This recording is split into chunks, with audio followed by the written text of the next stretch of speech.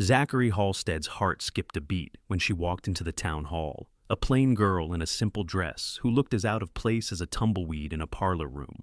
Beneath the oil lamps and paper decorations of Cottonwood Springs' summer social of 1878, she seemed to shrink into herself, finding an empty chair against the wall while the other young ladies clustered together in their fancy dresses, ribbons, and carefully arranged curls. Zara Howard pulled at the worn lace on her sleeve, a futile attempt to make the twice-mended dress look more presentable. She shouldn't have come, her mother had insisted, practically shoving her out the door of their modest homestead on the outskirts of town. "You're 22, Zara," she'd said. "You can't spend your life hiding in this house with just your books and your chickens for company." Now, sitting alone while the fiddler tuned his instrument and the townspeople chatted excitedly around her, she wished she'd been more stubborn in her refusal. The wooden chair beneath her felt hard and uncomfortable, much like the stares that occasionally flicked her way. "Quite the turnout," remarked Noah Xavier to his ranch hand, Levi, as they stood near the refreshment table. At 26, Noah had established himself as one of the most successful young ranchers in the territory.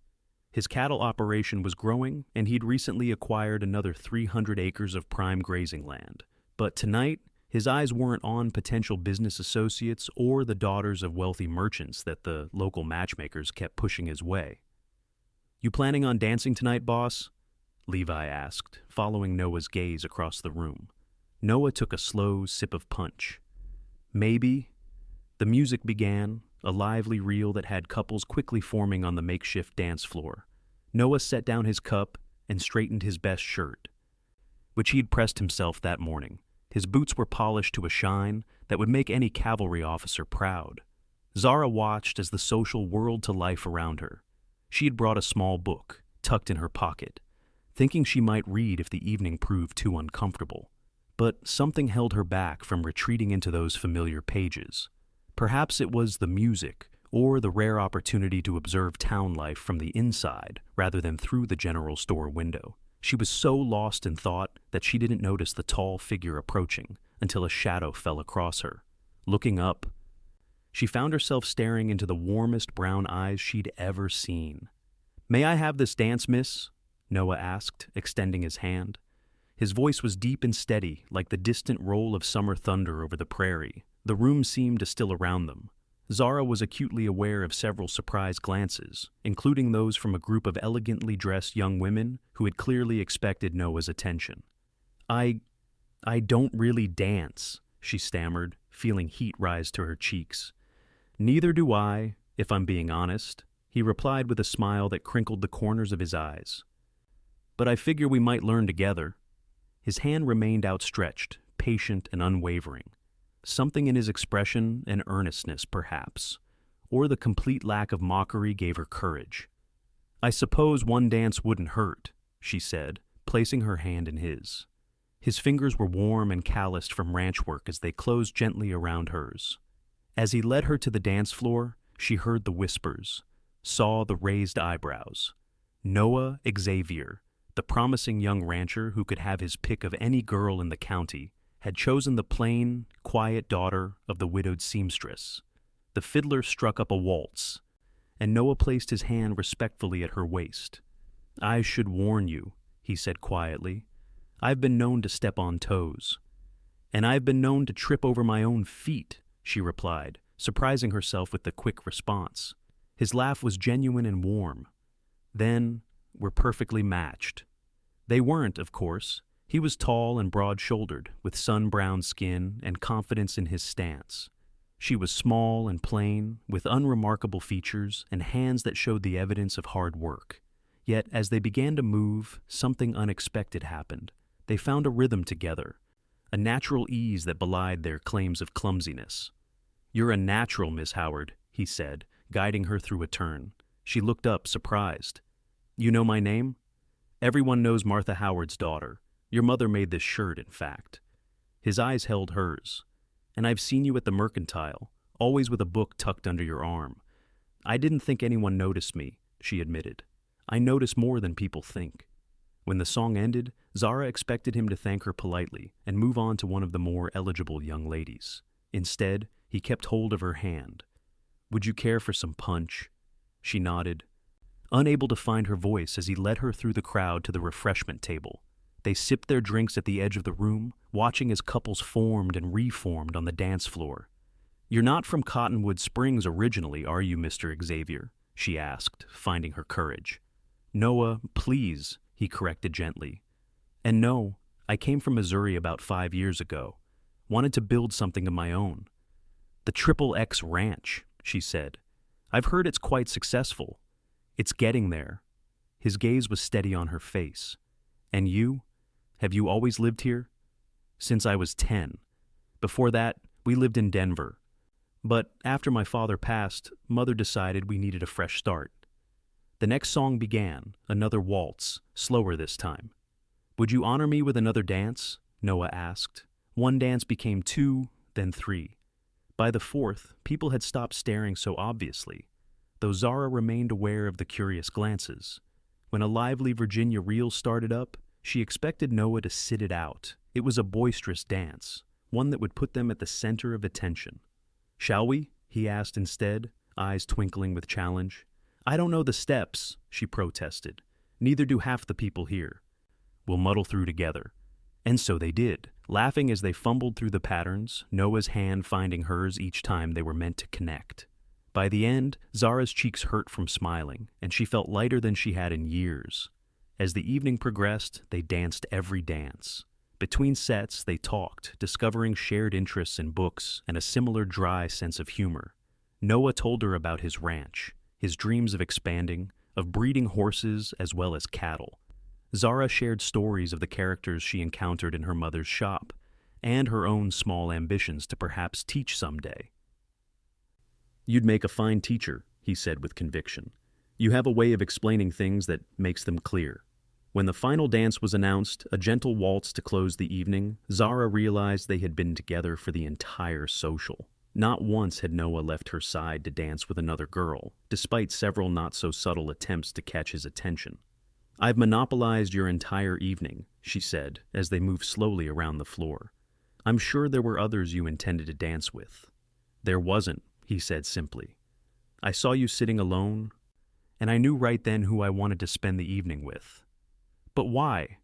The question escaped before she could stop it. Noah looked down at her, his expression serious now. "Because when you thought no one was watching, I saw you tap your foot to the music. I saw you smile at old Mrs. Peterson when she complimented your dress. I saw kindness and intelligence in your eyes." He paused. "And I've seen you around town for months, always with your head held high despite how people talk." "People talk about me?" she asked, though she wasn't truly surprised.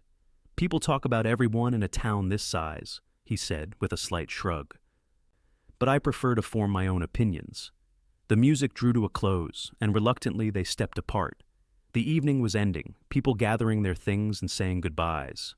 "May I walk you home, Miss Howard?" Noah asked. "It's quite a distance," she warned. "We're out past the creek."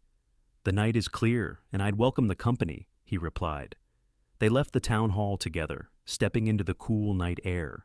Stars blazed overhead in the vast Wyoming sky, and the nearly full moon cast enough light to see the path clearly. They walked slowly, neither seeming eager to end the evening. "I've never enjoyed a social so much," Noah admitted, as they crossed the small bridge over the creek. "Nor have I," Zara said, "though I haven't attended many." "Then perhaps you'll consider attending the harvest dance next month." He stopped walking, turning to face her. "With me, specifically, as my guest." Zara looked up at him, searching his face for any sign of jest or pity. She found none. Only earnest interest in something else, a warmth that made her heart beat faster. "I would like that very much," she said softly. They continued walking, and when they reached the small Howard homestead, Noah removed his hat as they approached the porch where a lamp still burned in the window. "Thank you for a wonderful evening, Zara," he said, using her given name for the first time. The sound of it in his deep voice sent a pleasant shiver through her. "Thank you for asking me to dance," she replied. For a moment they stood in silence, the night sounds of crickets and distant coyotes filling the air between them. Then Noah reached out slowly and took her hand, raising it to his lips for a gentle kiss that was as proper as it was thrilling. "Good night," he said, releasing her hand reluctantly. Good night, Noah. She watched him walk back down the path before entering the house, where her mother waited with curious eyes and a knowing smile. You danced, Martha Howard said, taking in her daughter's bright eyes and flushed cheeks. I did, Zara confirmed, unable to stop her own smile. All night. The week following the social passed in a blur for Zara. She went about her usual chores, helping her mother with sewing orders, tending their small vegetable garden, feeding the chickens, but her mind kept returning to the evening she'd spent dancing in Noah Xavier's arms. On Wednesday, a delivery arrived from the general store. Along with the expected thread and buttons her mother had ordered was a package addressed to Zara. Inside, she found a book, a collection of poetry by Emily Dickinson, and a simple note. I thought you might enjoy this. The storekeeper said you'd been admiring it. N.X. Her mother raised an eyebrow, but said nothing as Zara carefully placed the book on her small bedside table, the note tucked inside the cover. On Friday afternoon, as Zara was hanging laundry on the line behind their house, the sound of hoofbeats drew her attention. Noah rode up on a handsome chestnut gelding, looking slightly nervous but determined. Good afternoon. Miss Howard? He called, dismounting and removing his hat. I was wondering if you might be amenable to a ride tomorrow. The weather promises to be fine, and I thought I might show you some of the countryside you perhaps haven't seen. Zara glanced at her mother, who had come to the back door at the sound of a visitor. Martha Howard gave a small nod of permission. I'd like that, Zara said. Though I should warn you, I'm not much of a horsewoman. I have a gentle mare who would suit you perfectly, Noah assured her. Shall I come by around 10? The next day dawned clear and bright. Zara wore her best riding skirt, hastily altered by her mother the night before, and a clean shirtwaist. She'd spent extra time on her hair, braiding it neatly and winding it into a coronet that she hoped would stay put under her hat. Noah arrived precisely at 10, leading not only his chestnut, but also a dappled gray mare with a sweet face and patient eyes. He helped Zara mount with careful hands and obvious respect for propriety, even with Martha Howard watching from the porch.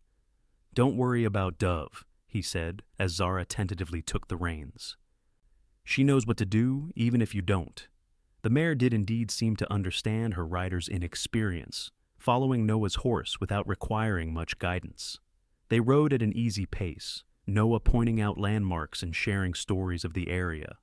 This land has its own kind of beauty, he said, as they crested a small rise that offered a view of the rolling prairie stretching toward distant mountains. It's not as obvious as some places, but once you learn to see it, it's everywhere. Zara looked at the landscape with fresh eyes, noting the subtle variations in the greens and golds of the grasses, the way wildflowers clustered in surprising bursts of color, the play of light and shadow as clouds moved across the vast sky. It's like a painting that changes every minute, she observed. Noah's smile was appreciative. Exactly so. Not many people see it that way. They stopped for lunch beside a small stream, where Noah spread a blanket in the shade of a cottonwood tree. From his saddlebags, he produced a modest but thoughtful picnic: fresh bread, cheese, apples, and a jar of honey. My housekeeper, Mrs. Finch, insisted I bring enough for 2 proper meals, he explained with a chuckle. She's convinced I'd waste away without her vigilance. It looks wonderful, Zara assured him, accepting the plate he offered. Do you live alone at your ranch, apart from Mrs. Finch? And the ranch hands, yes. My parents are still in Missouri. My father was against my coming west. He wanted me to take over his hardware store, but my mother understood my need to find my own way. He glanced at her. What about your father? You mentioned he passed when you were young.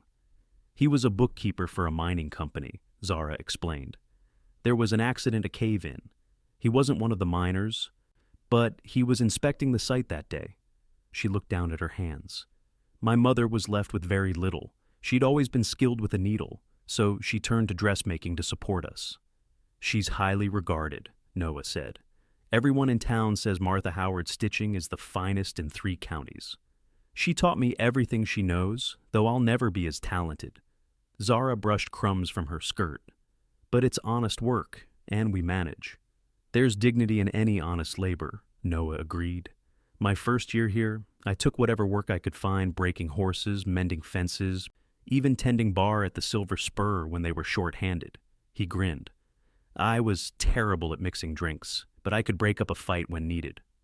Zara tried to picture the gentleman beside her, involved in a saloon brawl, and found she could easily imagine him standing tall and calm amid chaos. How did you come to have your own ranch? She asked. Luck, hard work, and a poker game I probably shouldn't have been in, he admitted. I won the first 100 acres from a man who'd rather gamble than work his land. It wasn't much a falling down cabin and overgrazed pasture, but it was a start. I slept in that cabin with a leaky roof for 2 years, while I saved every penny to buy cattle. As he spoke, Zara found herself drawn not just to his words, but to the passion behind them. Noah Xavier was a man who built things, who saw potential where others saw only hardship. After lunch, they rode farther, eventually reaching a rise overlooking Noah's ranch. From this vantage point, Zara could see the neat fences, the sturdy barn, the corrals where horses grazed, and the main house larger than she'd expected, with a wide porch and newly painted shutters. It's beautiful, she said honestly. It's home, he replied, and something in his voice made her look at him more closely. There was pride there, certainly, but also a hint of something else, perhaps loneliness. They rode back toward the Howard homestead as the afternoon waned, arriving just as the sun began to set. Noah helped Zara dismount, his hands strong and sure at her waist. Thank you for today, she said, reluctant for their time together to end. The pleasure was mine, he replied. Then, with a note of hesitation unusual for his confident demeanor, he added, I thought I might call on you tomorrow, if that would be acceptable. Perhaps after church? I would like that, Zara said, aware of her quickening pulse. Noah's smile lit his entire face. Until tomorrow, then. As promised, Noah appeared at the Howard door after Sunday services the next day. This established a pattern that would continue through the late summer weeks. Sunday afternoon visits, rides across the countryside on Saturdays, and occasional chance meetings in town when Zara accompanied her mother on errands. The town noticed, of course. Cottonwood Springs was too small for a courtship, especially one involving Noah Xavier, to go unremarked. Zara became aware of changed attitudes toward her. Some people who had barely acknowledged her existence before now greeted her warmly. Others, particularly certain young ladies and their mothers who had set their sights on Noah, were notably cooler. Don't pay them any mind, Martha advised one evening, after a particularly cutting remark had been overheard at the mercantile. Jealousy is an ugly thing, but it has nothing to do with your worth.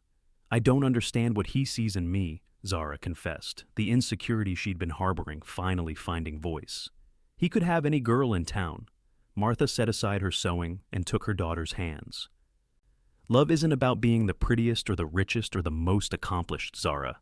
It's about finding the person whose soul speaks to yours. She squeezed Zara's fingers gently. And anyone with eyes can see how that young man looks at you. As August turned to September, the promised harvest dance approached. Noah had formally asked Zara to accompany him, this time with no pretense of a chance meeting at the event. The entire town would see them arrive together, a public declaration of his intentions. Martha insisted on making Zara a new dress for the occasion, setting aside paying work to create something special. The result was a gown of deep blue cotton, simply cut but elegantly trimmed with delicate embroidery along the collar and cuffs worked so fine it could only have come from Martha Howard's needle.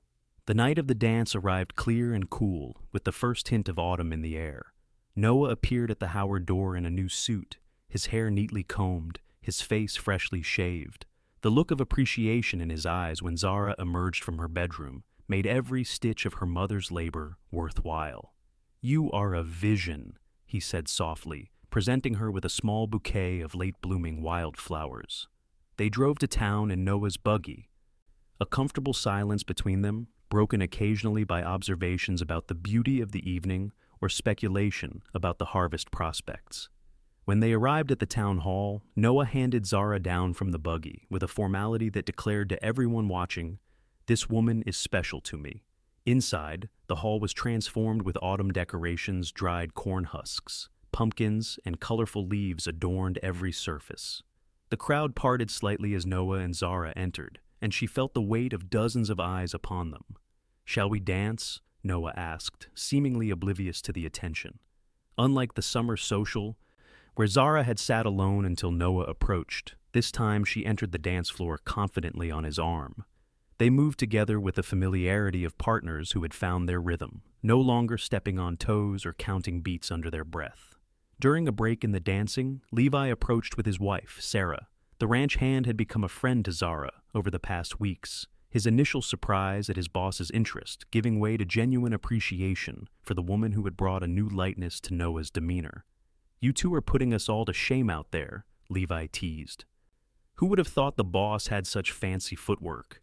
"I have an excellent teacher," Noah replied, his hand resting lightly at the small of Zara's back. "You should come out to the ranch for dinner soon," Sarah suggested to Zara.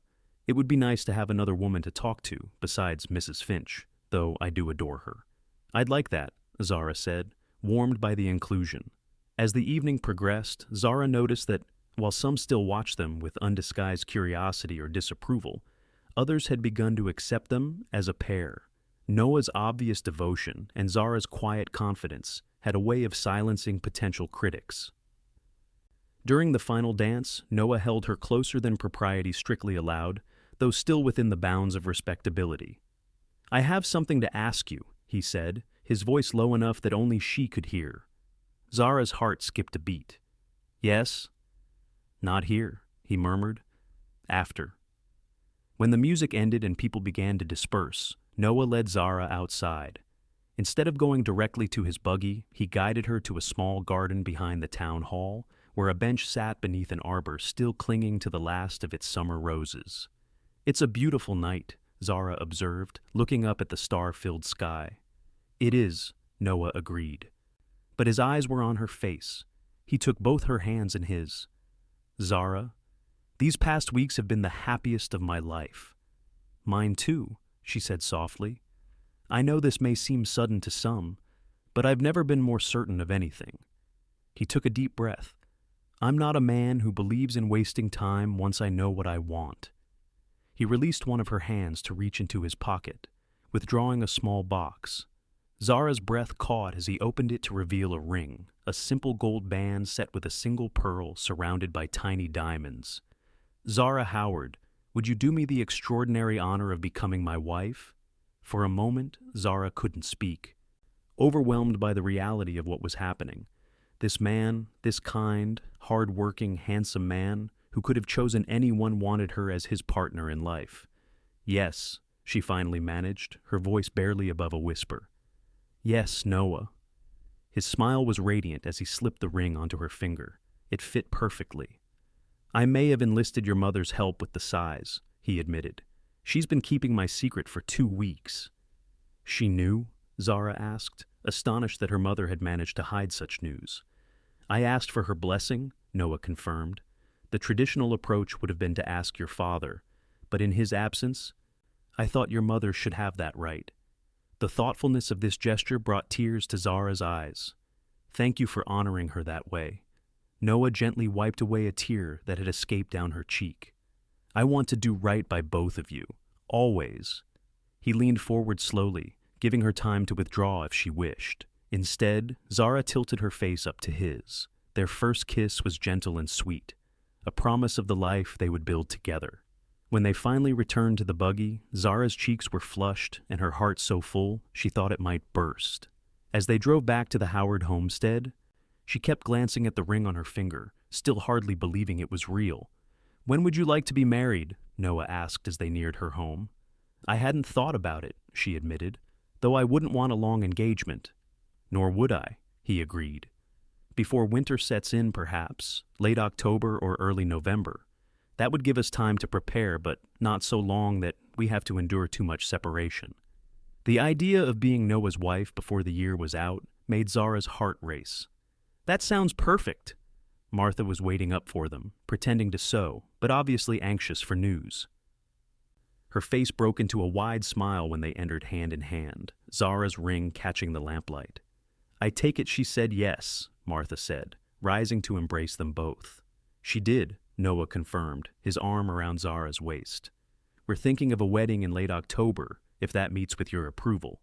"More than enough time to create a suitable gown," Martha declared, "and to help you prepare your household, Zara." The reality of what marriage would mean suddenly struck Zara. She would be leaving this small house, the only home she'd known since childhood, to become mistress of the XXX ranch. She would have responsibilities far beyond those she currently managed. A larger household to run, ranch hands to feed, social obligations as Noah's wife. As if sensing her momentary overwhelm, Noah squeezed her hand gently.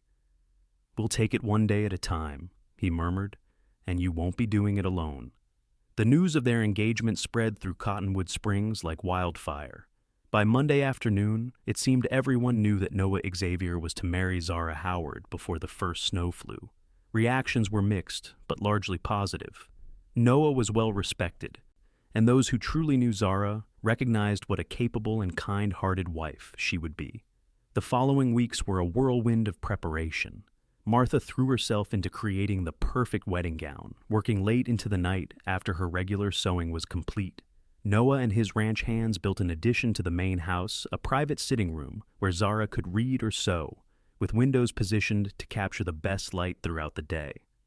"I want you to have your own space," Noah explained when he showed it to her during a Sunday visit. "Somewhere that's just yours, where you can retreat when you need quiet." The thoughtfulness of this gift, recognizing her love of solitude without making her feel that it was strange or unwelcome, confirmed what Zara already knew. Noah understood her in ways no one else ever had. Mrs. Finch, the housekeeper, took Zara under her wing, showing her around the ranch house and explaining how things were currently run, while making it clear that Zara would be free to make changes as the new mistress. "He's been waiting for someone like you," Mrs. Finch confided one afternoon as they inventoried linens. "Not that he knew it, mind you. But this house has needed a woman's touch, a young woman's touch," she amended with a smile. "And a man needs more than work to fill his days." October arrived with crisp mornings and golden afternoons. The wedding date was set for the 26th, giving them one last week as an engaged couple. Noah was busy with fall cattle work, but made time each evening to ride to the Howard homestead, sometimes staying for supper, sometimes just for a brief visit and a quiet moment on the porch. 3 days before the wedding, a sudden autumn storm blew in from the mountains, bringing driving rain and fierce winds. Zara watched from the window as trees bent and debris flew past, worry creasing her brow. "He won't come tonight," Martha said, joining her daughter. "No man with sense would be out in this." But just as dusk was falling, they heard the sound of hoofbeats, and Noah appeared at their door, drenched to the skin, despite his oilskin coat. "Noah Xavier, you fool!" Martha exclaimed, pulling him inside. "You could catch your death." "I promised Zara I'd come," he said simply, removing his dripping hat. "And I don't break promises." While Martha fetched towels and heated water for tea, Zara helped Noah out of his wet coat. "You really shouldn't have risked it," she scolded, though her heart swelled at his determination to see her. 3 days, he said, taking her hands once he'd dried his face and hair. 3 days until you're my wife. I couldn't bear to lose even one evening with you." They sat before the fire, talking quietly as the storm raged outside. Noah spoke of his plans for the ranch, his hopes for their future together. Zara shared her own dreams of perhaps starting a small school someday, of creating a home filled with books and music and, God willing, children. "I should go," Noah said reluctantly when the clock struck 9. "The rain seems to be letting up a bit." "Stay," Martha said firmly. "You can take Zara's room and she'll share with me. I won't have you riding back in this weather, engagement or no." Noah looked to Zara, who nodded her agreement. "Thank you, Mrs. Howard. That's very kind." In the morning, the storm had passed, leaving behind washed clean skies and puddles that reflected the bright October sun.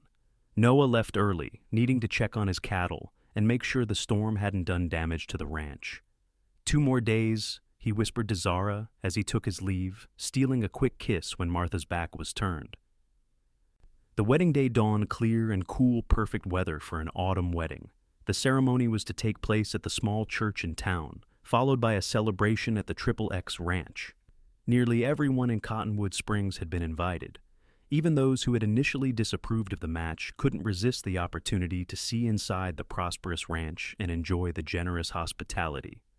Zara stood in her childhood bedroom, gazing at herself in the small mirror as her mother fastened the last buttons on her wedding gown. The dress was a marvel of Martha's skill, ivory satin with delicate lace overlay, fitted perfectly to Zara's slender frame. Her hair was arranged in a coronet of braids, adorned with tiny white flowers. "You look beautiful," Martha said, blinking back tears. "Your father would have been so proud to see this day." Zara turned to embrace her mother. "I wish he were here to walk me down the aisle." "In a way, he is," Martha assured her, "and you won't be walking alone." Levi, who had become like a brother to Noah over the years, had offered to escort Zara in her father's stead.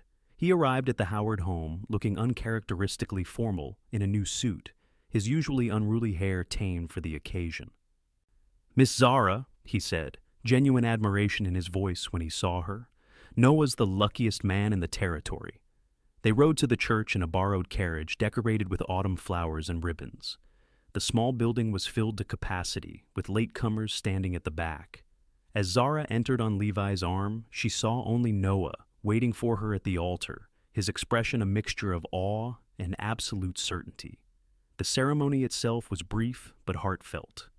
They exchanged traditional vows, their voices steady and sure, when the minister pronounced them husband and wife. Noah's kiss was reverent, yet held a promise of the passion they would soon share as a married couple. The celebration at the ranch lasted well into the evening. Tables groaned under the weight of food prepared by Mrs. Finch and helpers from town. A small band played, and couples danced in the cleared space of the barn, which had been transformed with lanterns and harvest decorations. As twilight deepened into night, guests began to depart, offering final congratulations and good wishes. Eventually, only family and the closest friends remained. Martha, who would be staying in the guest room for the night before returning to her own home the next day, embraced her daughter and new son-in-law. "Be happy," she whispered. "That's all I've ever wanted for you." When the last guest had gone and the ranch hands had retired to their bunkhouse, Noah took Zara's hand and led her toward the main house, their home now. On the porch, he paused. "Traditional," he said with a smile, before sweeping her into his arms and carrying her across the threshold. Inside, the house was quiet and warm, lamps lit in anticipation of their arrival. Noah set Zara gently on her feet, but kept his arms around her. "Welcome home, Mrs. Xavier," he said softly. The name, her new name, sent a thrill through Zara. "It sounds wonderful when you say it." Noah touched her cheek gently, his expression growing serious. "I want you to know something, Zara. When I saw you sitting alone at that social, I didn't ask you to dance out of pity, as some have suggested." "No," she asked, though in her heart she already knew the truth. "No, I asked you to dance because I'd been watching you for months, too afraid to approach the most interesting woman I'd ever seen." His thumb traced her lower lip. "You think yourself plain, but to me, you're the most beautiful woman in the world." Zara raised herself on tiptoe, pressing her lips to his in a kiss that held all the love and desire she'd been keeping in check during their courtship. Noah responded immediately, his arms tightening around her as the kiss deepened. When they finally broke apart, both breathless, Noah rested his forehead against hers. "I've been waiting to do that properly since the first night we danced." "We don't have to wait anymore," Zara reminded him, feeling bold in a way she never had before. Noah's eyes darkened at her words. Without further conversation, he took her hand and led her up the stairs to the master bedroom, where their new life together would truly begin. The early months of marriage were a time of adjustment and discovery for Zara and Noah. Learning to live together, to navigate the daily rhythms of ranch life as a couple rather than as individuals, brought both joy and occasional friction. Zara took to her role as mistress of the Triple X with natural grace. She worked alongside Mrs. Finch, gradually taking over management of the household while ensuring the older woman didn't feel displaced. The ranch hands, initially awkward around the boss's new wife, soon came to appreciate her quiet efficiency and the improvements she made to their meals and living conditions. Noah found himself falling more deeply in love with his wife with each passing day. He delighted in coming home to find Zara reading in her special sitting room or helping in the kitchen. Sometimes he would pause in the doorway just to watch her, still amazed that this thoughtful, intelligent woman had agreed to share his life. Their private moments together were a revelation to both.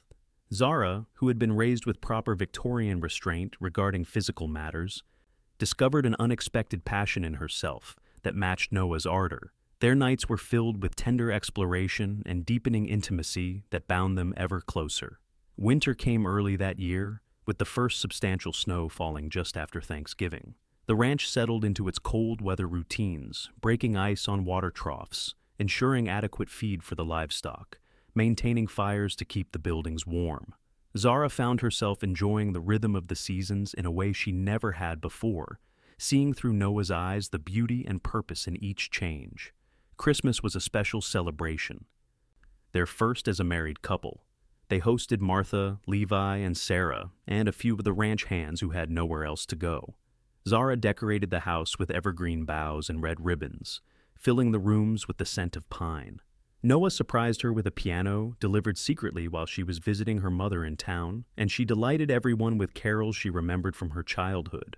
As winter gave way to the first tentative signs of spring, Zara made an important discovery. After several mornings of unexpected nausea and increasing fatigue, she consulted with Sarah, who had given birth to her first child the previous year. "I believe congratulations are in order," Sarah said with a knowing smile after hearing Zara's symptoms.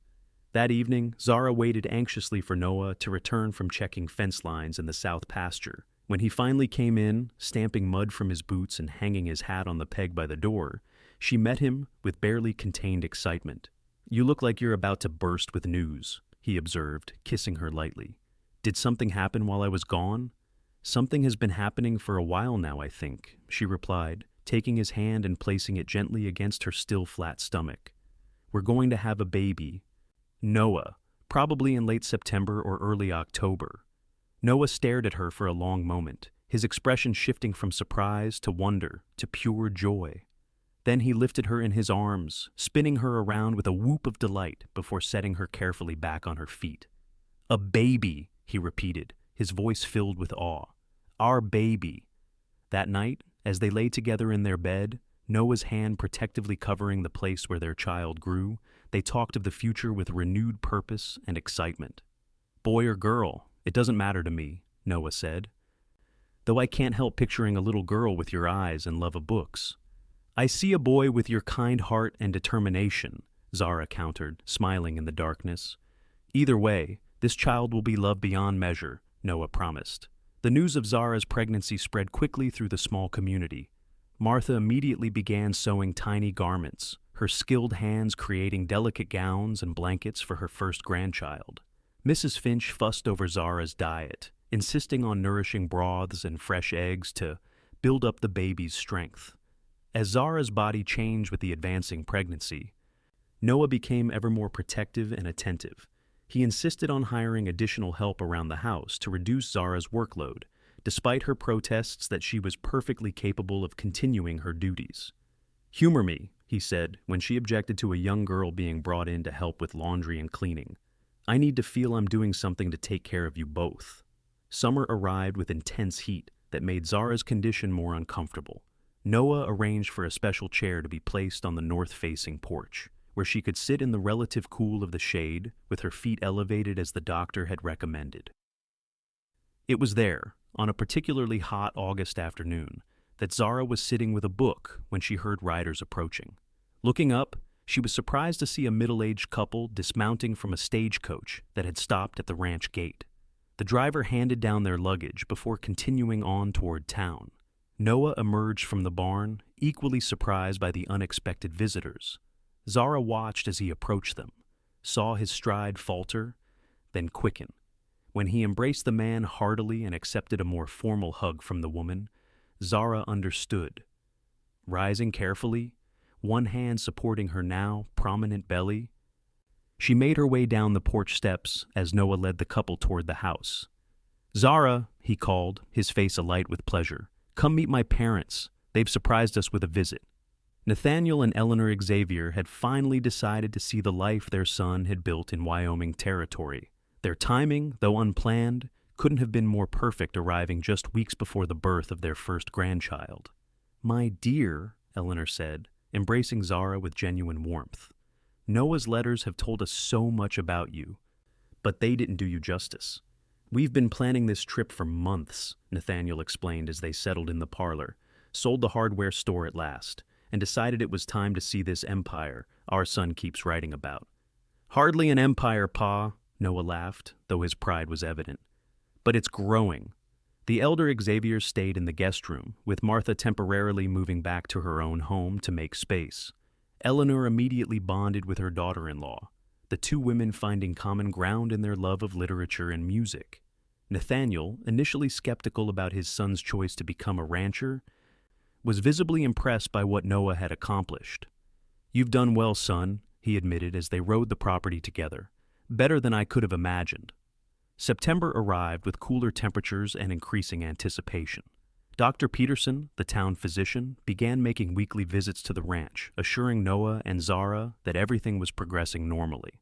Eleanor's presence was a particular comfort to Zara, who had never been around a birth and was naturally apprehensive despite her outward calm. "Every woman feels fear," Eleanor told her during a quiet moment of honesty.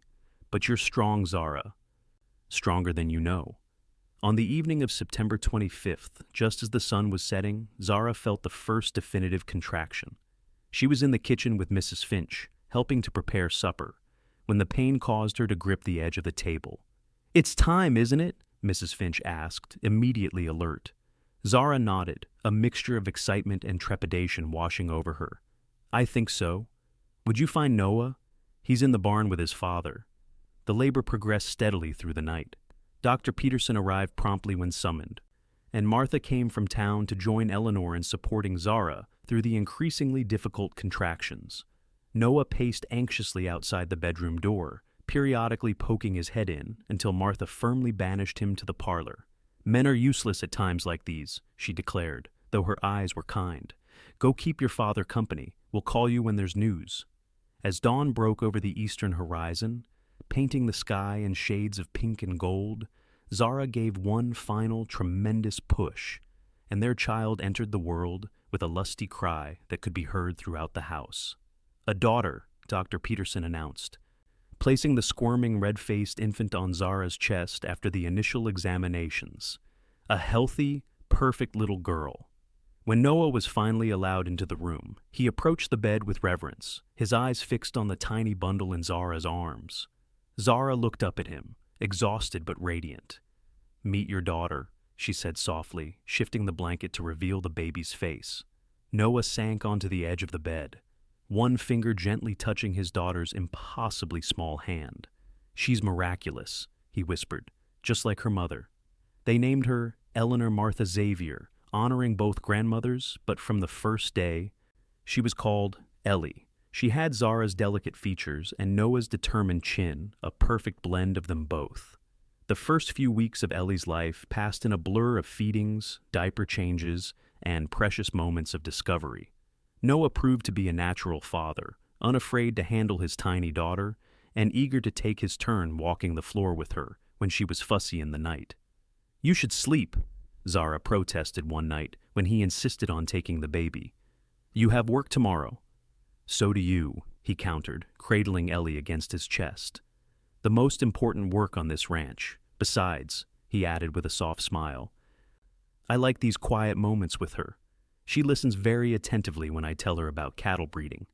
By the time Ellie was a month old, Nathaniel and Eleanor reluctantly prepared to return to Missouri. They had extended their visit far beyond their original plans, but could delay no longer.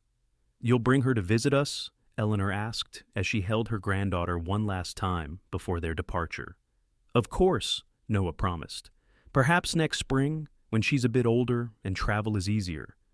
Or you could come to us," Nathaniel suggested. "The offer still stands, son. There's land near us that would make a fine ranch, if you ever want to be closer to family." Noah glanced at Zara, who was watching the exchange with interest. "Our home is here," he said firmly, "but we'll visit often." As the stagecoach pulled away, carrying his parents back east, Noah put his arm around Zara's waist, Ellie sleeping peacefully in her mother's arms. "Did you ever consider it?" Zara asked quietly. "Moving back to Missouri?" "No," Noah said honestly. "This is where we belong. This land, this life we're building together." He kissed her temple gently. "Are you happy here, truly?" Zara looked around at the ranch that had become her home, at the man who had chosen her when no one else would have, at the child they had created together. "Happier than I ever dreamed possible," she assured him. As autumn painted the landscape in brilliant golds and reds, Zara found herself reflecting on the extraordinary changes of the past year. From the plain girl sitting alone at a social to beloved wife and mother, her transformation still sometimes seemed unbelievable. On the anniversary of the night they first danced, Noah arranged for Martha to watch Ellie while he took Zara on a special outing. He was mysterious about their destination, asking her only to wear her blue dress, the one she'd worn to the harvest dance where he had proposed. They rode in the buggy toward town, but instead of continuing to Cottonwood Springs, Noah turned onto a side road that led to the town hall, which stood dark and quiet in the early evening. "Noah, what are we doing here?" Zara asked, puzzled. "There's no event tonight." "There is for us," he said with a smile, helping her down from the buggy. He led her to the entrance where he produced a key. "The mayor owed me a favor," he explained as he unlocked the door. Inside, the hall was illuminated only by lanterns placed strategically around the perimeter, casting a warm, golden glow. In the center of the room stood a small table set for dinner, with candles and flowers. From a phonograph in the corner came the soft strains of a waltz. "1 year ago tonight, I saw the most beautiful woman in the world sitting alone against the wall," Noah said, taking both her hands in his. "I had watched her for months, admiring her from afar, but never finding the courage to approach her, until that night." "You weren't nervous," Zara protested. "You were so confident when you asked me to dance." "I was terrified," Noah admitted with a laugh. "Afraid you'd say no, afraid I'd step on your toes, afraid you'd find me dull or presumptuous." "Never," Zara said softly. "I thought I was dreaming when you held out your hand to me." Noah drew her into his arms, beginning to move in time with the music. "Dance with me, Mrs. Xavier." They waltzed alone in the empty hall, moving together with the practiced ease of partners who knew each other's rhythms perfectly. As they danced, Noah hummed along with the music, occasionally singing a few lines near her ear. "Do you remember what you said to me that night?" Zara asked as they turned slowly beneath the rafters where paper decorations had once hung. "When I asked why you chose me?" "I said I had been watching you," Noah recalled. "That I had seen your kindness, your intelligence, that I preferred to form my own opinions rather than listen to town gossip." "You were the only one who ever really saw me," Zara said, resting her head against his shoulder. "Not just the plain girl in a mended dress, but me." Noah stopped dancing, tilting her chin up so she had to meet his gaze. "I saw a woman of extraordinary beauty, not just in her face, though I find every feature of yours perfect, but in her soul. I saw someone I wanted to know better, to dance with, to talk with, to build a life with." His voice grew husky. "I still see her, every day, and I fall more in love with her each time I look at her." Zara rose on tiptoe to kiss him, pouring all her love and gratitude into the gesture. When they finally separated, Noah led her to the table where their dinner waited, a meal prepared by Mrs. Finch and kept warm in covered dishes. As they ate by candlelight, they reminisced about their courtship and first year of marriage, laughing at missteps and celebrating triumphs. Noah shared his plans for expanding the horse breeding operation, while Zara spoke of her idea to start a small lending library at the ranch for the benefit of the hands and neighboring families. "I've been thinking," Noah said, as they finished their dessert, Mrs. Finch's famous apple pie. "Perhaps it's time to officially invite your mother to live with us. That cabin we've been using for storage could be converted into a nice little house for her, close enough for daily visits with Ellie, but private enough that she'd maintain her independence." Zara's eyes widened. "You'd do that for her?" "For me?" "For all of us," Noah corrected. "Ellie deserves to grow up knowing her grandmother well, and Martha shouldn't have to work so hard at her age, though I know she'd never admit it." "She's very proud," Zara agreed, "but I think she might accept if the offer were presented as us needing her help with Ellie." "Then that's how we'll approach it," Noah decided. "I'll speak to the men about beginning renovations on the cabin next week." After dinner, they danced again, more closely this time, swaying gently to the music without concern for proper form. Zara rested her head against Noah's chest, listening to the strong, steady beat of his heart. "Thank you," she murmured. For what? For asking me to dance that night, for seeing something in me that I couldn't see in myself, for our beautiful daughter and this wonderful life. Noah's arms tightened around her. You never have to thank me for loving you, Zara. It's as natural and necessary as breathing. They remained at the hall until the candles burned low, reluctant to end their special evening, but eager to return home to their sleeping daughter. As they drove back to the ranch under a canopy of stars, Zara leaned against Noah's shoulder, contentment filling her completely. The years that followed brought both joys and challenges to the Xavier family. The ranch prospered under Noah's careful management, growing to become one of the most successful operations in the territory. Zara's lending library expanded from a single shelf in their home to a proper small building that served as a community gathering place. Martha did indeed move into the renovated cabin, though she insisted on continuing to sew, just for pleasure now, she claimed, though her skills remained in high demand. Her presence was a blessing, especially when Ellie was joined by a brother, Nathan, 2 years later, and then by another sister, Margaret, the year after that. As their children grew, Zara and Noah faced the typical parental trials: sleepless nights with colicky babies, the terror of childhood fevers, the exasperation of toddler tantrums. But these were balanced by countless moments of joy: first steps, first words, the wonder in young eyes discovering the world. Through it all, their love for each other deepened and matured. The passion of their early marriage evolved into something richer and more complex, but no less powerful. They still danced together, often in their own parlor after the children were asleep, maintaining that special connection that had begun on a summer night at a social dance. On their 10th anniversary, as they stood on the porch watching their children play in the yard, Noah slipped his arm around Zara's waist and pulled her close. Any regrets? He asked, only half joking. Zara thought of the shy, plain girl she had been, sitting alone against the wall, afraid to hope for happiness. She thought of the woman she had become, confident, loved, the heart of a thriving family and community. Not a single one, she said, turning to kiss the man who had asked her to dance when no one else would. Every step has led exactly where we were meant to be. In the distance, Ellie called for her father to come see a butterfly she had found. Nathan was attempting to climb a tree despite being told repeatedly it was too big for him, while little Margaret toddled after a patient ranch dog who had long ago resigned himself to being pursued by small hands. We should go rescue that butterfly, Noah said with a chuckle. Ellie's enthusiasm can be overwhelming.